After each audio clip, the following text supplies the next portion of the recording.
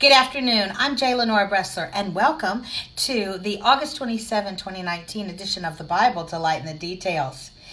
I know I have been so derelict again about my daily devotional posts, and I'm so sorry. I thank you for bearing with me, and I thank you for those of you that have just inquired to be sure I was okay, and you told me how much you look forward to these. I promise I will try to do better.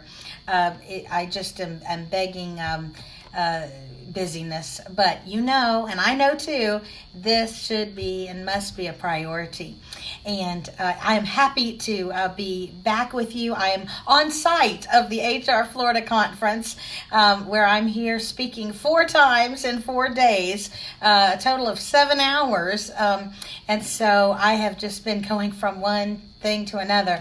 But boy, I love being here. I tell you, the HR folks are my people. They are my tribe. And I just thank everybody. I know some of you are at the HR Florida Conference watching me right now, probably have just been in one of my sessions.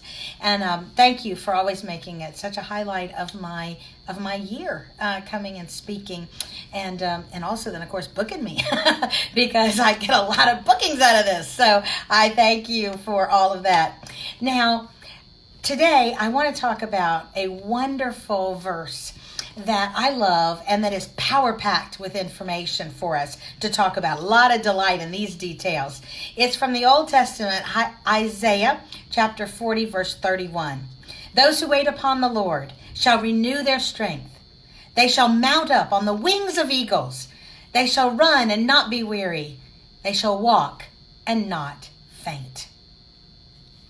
There's so much to unpack there. First of all, to wait upon the Lord does not mean necessarily that you're in a very passive state. We've talked about this on other programs, and it's really more about waiting like serving. When you are committed to the Lord, when you have given yourself over to Him, when you've said, Lord, use me, I am your tool, I am your vehicle, your ambassador, you are the potter, I am the clay. When you are doing that, you are waiting upon the Lord. However you're serving Him, whatever He's calling you to do at that moment, then you are who Isaiah is talking about right here. You are waiting upon, serving upon the Lord. Some of your translations may say hope. Certainly, when you are serving the Lord, you're doing it because you do have the confidence of hope. You know who you're serving. You know that He does reward. Not that you're necessarily doing it for the reward. You're doing it out of love for Him. But it is wonderful, isn't it? That and those of us that have had wonderful bosses in the past, have worked for great companies, we know what it means to feel confident that our good work will be noticed. It will be recognized. We will be treated well and fairly for that. Those who wait upon the Lord shall renew their strength. I don't know about you, but as I get older and older, the old gray mare, she ain't what she used to be. And some days she's better than others. And other days you're thinking, maybe it's time to put this baby out to pasture. But we know that with God, God is the God of strength. God is the God of energy, of stamina. And He likes to, and He will, give you what you need in order to accomplish that service that you're doing. You know, I've always thought it was very interesting that we know those 40 years in the wilderness where the Israelites were going through the desert, unfortunately, unnecessarily, but they brought it on themselves. But as they were doing it, you ever notice that detail? That their shoes never wore out, their clothes never rotted, never got old. That is just a little detail that sometimes we overlook, but it shows how God will provide. He will give you what you need. He will give you the stamina. You know, I think this is also why Jesus says, sufficient unto the day are the trials thereof. You don't need to go borrowing problems from the future. He will give you the stamina, the strength, the willpower, the follow through, whatever it is that you need for today. Don't be borrowing trouble for tomorrow. He will give you what you need tomorrow, but we are asked to pray not for our weekly bread, not for the bread of the whole project, but what? daily bread. That's all. Now, it says that we will mount up on eagle's wings. Now, this is very interesting. I just learned some interesting things about eagles. Eagles are very large birds. They're usually about 3 feet tall, and their wingspan is usually somewhere around 36 inches. So a yard in wingspan. And they are very paternalistic. In other words, it is the male eagle, the father eagle, that is the primary caregiver of the young. Did you know that? I did not know that. Which is kind of interesting because we think of God the Father as being so caring and providing for us, his children. But it goes much deeper than that. Eagles have lots of feathers. They have over 7,000 feathers on them. And the weight of the feathers alone is very, very great in proportion to the other parts of the body. And yet, it's these eagle's wings that are so very powerful. And an eagle can get to speeds of up to 180 miles per hour in a dive. Now, when would an eagle go into that kind of an intentional, very intense dive? Well, it could be for prey. Okay, but it's also, there are 2 other times it's very interesting.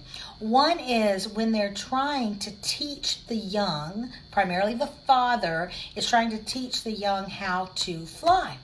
And so, he pushes them out of the nest. And by the way, an eagle's nest can weigh up to a ton, 2,000 pounds. Can you imagine that? And pushes them out, and then they might fall. And what does he have to do? He has to swoosh down and literally get them on his back. That is literally what this is talking about. Your translation may just say soar, but the real thing is mount up. That means you're being caught, you're being lifted up by the eagle. Your father eagle is diving down and using that wonderful power for your benefit. The other interesting thing is that apparently some eagles can sometimes get down and depressed, literally. And they will just go down and kind of hide in the rocks. And they won't eat anything. They won't be interested. It's kind of like they've gone into depression. And the stronger eagles, strong at the moment, they will actually swoop down and bring food and water to the struggling eagles until they have recovered whatever was bothering them, and then they will lift up again. Fascinating, isn't it? How the eagle and being mounted up, being brought up on eagle's wings is such an apropos metaphor for how the Lord deals with us. One last thing before we leave this so important, and I just love this verse. Did you notice a progression? It says it's all about being renewed. First, we're going to be renewed as we are on eagle's wings, as we are soaring.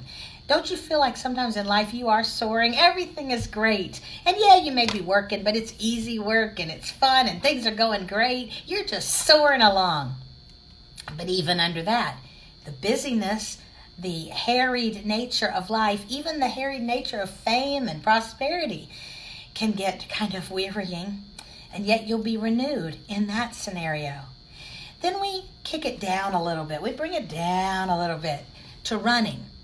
Running implies more effort, more struggle than soaring, okay?